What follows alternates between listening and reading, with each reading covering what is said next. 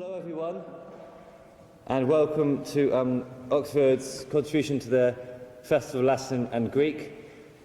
We've got a very, very special guest here, come all the way from Chepstow with 3 lyres. Michael Levy, who's a world expert on ancient instruments, and he's going to be accompanying us with various beautiful soundings. We're going to be doing Book 10 of Ovid's Metamorphoses, and we have Gregory Hutchinson to introduce the book. Hello everyone, I've just been asked to say something about this book, and it seems to me what a nice thing it is to have so many people involved.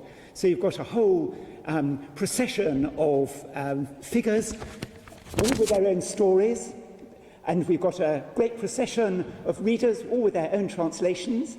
We've got lots of people in the audience, and you can't see it, but behind us we have a whole string of biblical heroes, also all with their own stories. But all this body of people are all got together into one kind of entity by a series of mighty figures, Xavier, Orpheus and Ovid.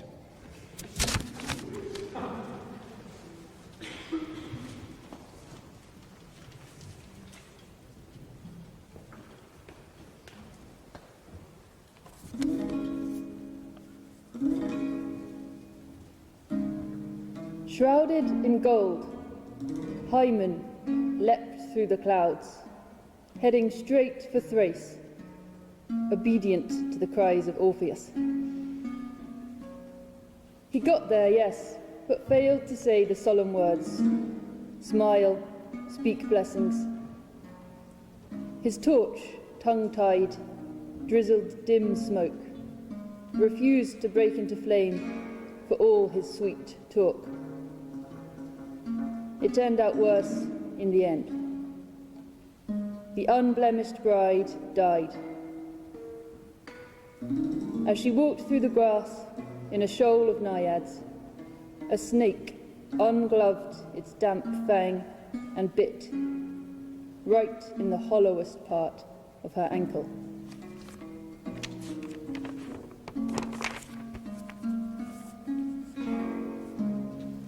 When the poet from the Thracian mountains had sung her to the world enough, he set his sights on the Underworld, see if he might not stir the pulse of the dead. He eased the dark marble doors of hell open. He brushed aside the hovering, light populations, their lives lately folded into graves. He came to Persephone, and him who ruled this barren kingdom of ash. To give fire to his words, he flicked the lyre strings and said, Gods on high, brought low to where we all fall, all who are born with death between their teeth. If it is possible, if you are sent to break the veil of language and speak truth, then hear this. I have not fallen to get a glimpse of clouded Tartarus, not to crush the snake-swarmed, 3-throated, hell-dwelling Cerberus, mirror of Medusa, but for my wife, whose branching veins were locked, warped by the viper's tooth. She just skimmed with the lightest edge of her foot. I tried to accept it. I tried hard. But love said, no.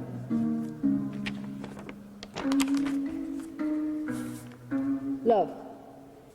Up there, it's on everyone's lips. Down here, maybe it's lost. But 5 books ago, didn't I hear of your strange meeting?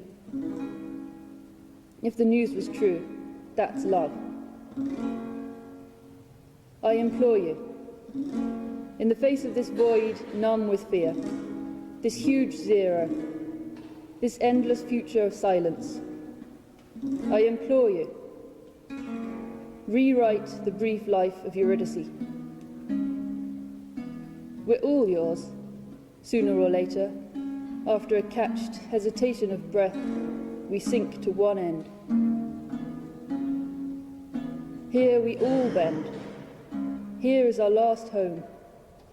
Yours is the tightest grip over all our lives. Her also. She's yours to toy with. But when she's got years to hold in her hands, when she's grown, I'm begging for her life as my gift. If the fates deny my wife's mercy, then it's settled. I'm staying here.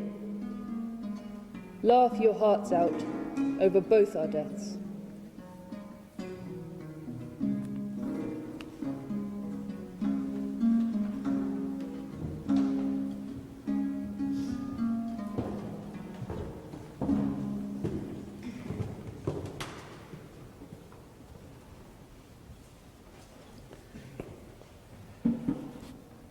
As he accompanied these pleadings on his Lyre's strings, the ghosts, though void of blood, began to sob, and Tantalus forgot to scoop his ever-draining pool, and Ixion's harsh wheel stopped turning, stupefied. The vultures roosted and restrained their carrion beaks from Titius' guts. The Danaids put down their dripping pots, and Sisyphus, you settled down in comfort on your stone. The Furies' cheeks, Eumenides, then glistened wet with trickling tears, the first time ever, so the story tells. The queen and he who rules the lower realm could not resist this pleading bard. They summoned dead Eurydice. Between the ghosts just recently arrived, she limped her way, slowed by her wound. So Thracian Orpheus took both her and this condition hand in hand, that he should not turn back his gaze until he had departed from Avernus' vale, or else the gift was null and void. They took the upward sloping path through deepest silence, perilous, so indistinct, so thick with dusk. And now they were approaching close toward the border of the upper world, when he, afraid she was not there, turned back to look, so eager in his love to catch a glimpse. And instantly she slipped away, and stretching out her arms to clasp and to be clasped, she caught the passing breeze and nothing more. Yet as she died a second time, she still raised no complaint against her husband, since what could she hold to blame except his love for her? She called a last goodbye, but he could hardly catch the sound, as she was whirled away to where she'd been before. Then Orpheus stood there, stupefied, quite frozen by the double dying of his wife, as stunned as was that man who saw the hellhound with his middle neck leashed on a chain. His fright did not recede until he'd lost his former form, his body petrified to solid stone. Or Olenos, who took your part, unfortunate Lethaia,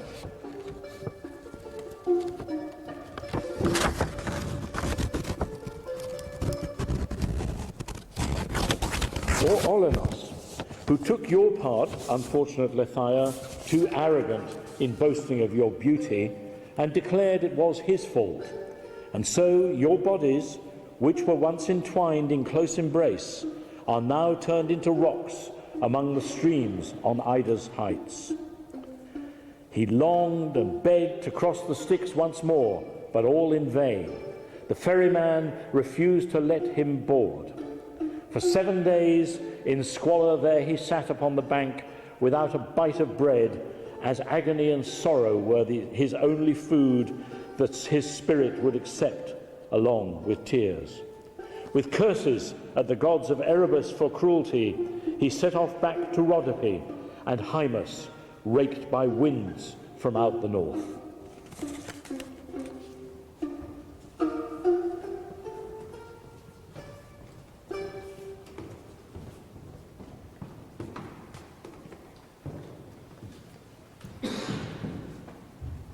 Titan had now brought the third year to a close under watery Pisces, and still Orpheus recoiled from all womanly temptation, twisted and cautioned by the past, still sworn to another.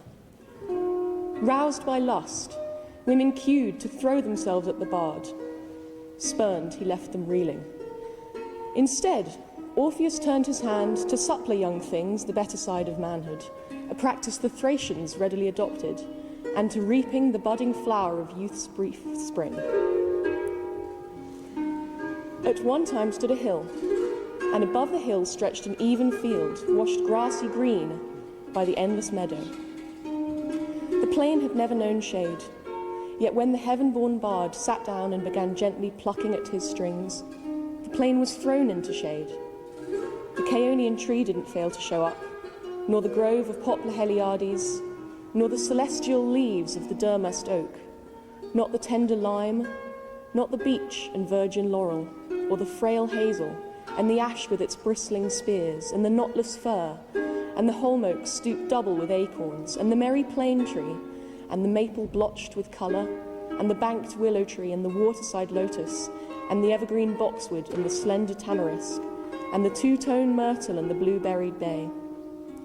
And you came too, you creeping, twisting ivy, tendrilled vines together with vines wound round elm, the rowan and the spruce, and the arbutus laden with reddening fruit, and the pliant palm, worthy prize for the victor, and the bristle-topped pines armed with close-packed foliage, favoured by Cybele herself, mother of the gods, since for this tree her Attis tossed off his manhood and stiffened into its trunk.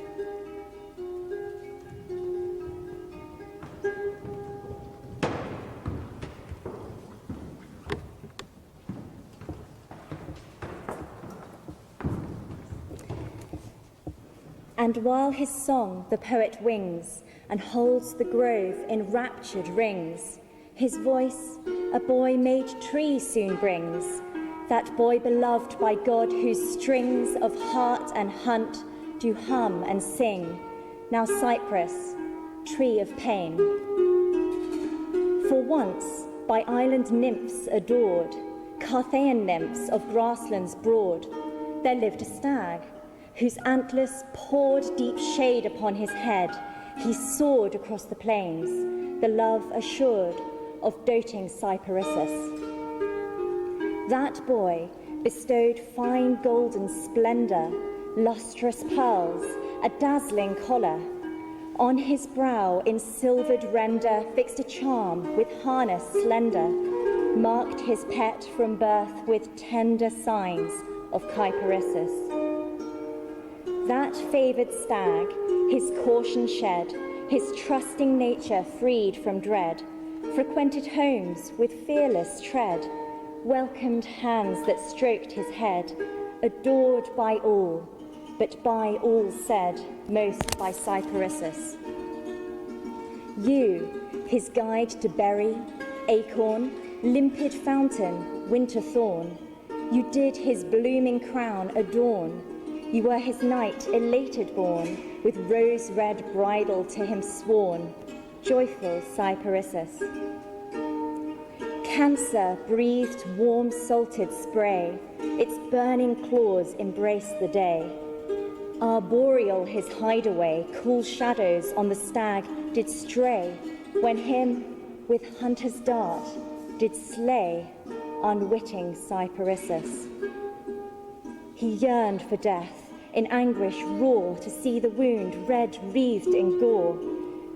Though Phoebus did restraint implore, he must on Zeus entreaties pour, that he might mourn for evermore. Wretched Cyparissus.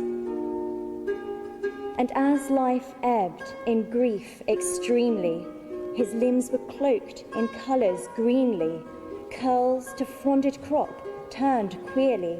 He gazed on starry heavens dreamy, and Phoebus wept, and mourned him dearly, speaking from his heart sincerely, mourning Cyparissus, ever cypress, tree of pain.